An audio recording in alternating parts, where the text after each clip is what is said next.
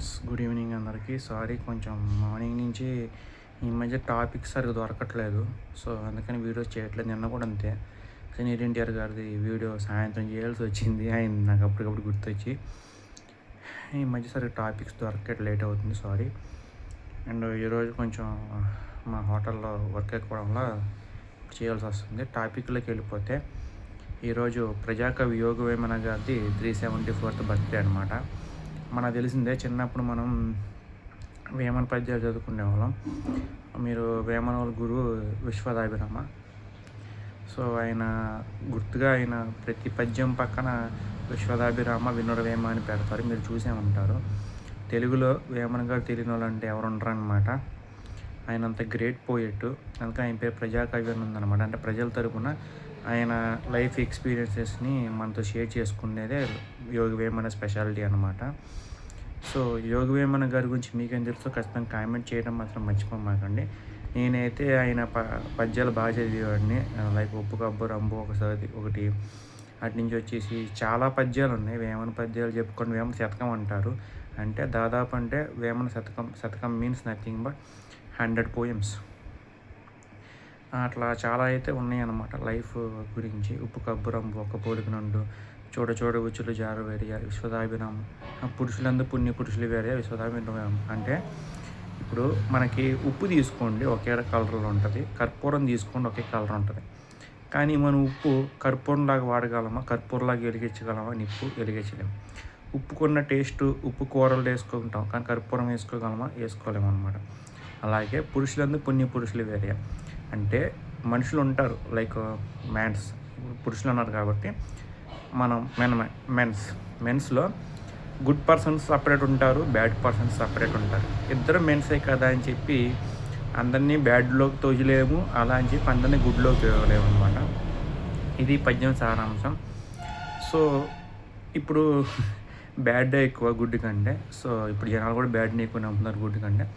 అది ఒక 374 years back యోగ వేమన గారు కనుక్కొని ఆయన గురువు పేరు మీద రాశారంటే మరి ఎంత నాలెడ్జ్ అని చెప్పుకోవాలో, ఎంత ఆయనది ఫ్యూచర్ విజన్ అని చెప్పుకోవాలో మీరు ఆలోచించుకోండి.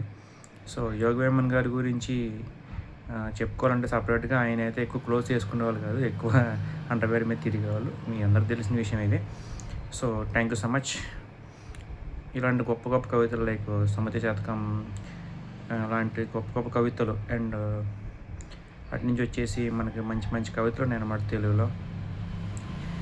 లైక్ శ్రీశ్రీ గారు రాసిన కవితలు కావచ్చు, లేకపోతే సుభాషితాలు కావచ్చు, ఇలా చాలా కవితలు అయితే ఉన్నాయి, పోయమ్స్ ఉన్నాయి.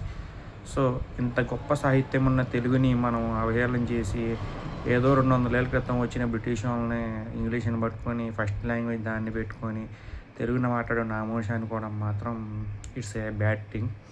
సో ఇక్కడి నుంచి అయినా మాతృభాషగా తెలుగుకి గౌరవం ఇస్తారని చెప్పి మనస్ఫూర్తి కోరుకుంటున్నాను. దేశ భాషలను తెలుగు లెస్స అని చెప్పింది కరెక్టే అనమాట శ్రీకృష్ణదేవరాయలు గారు అప్పట్లో.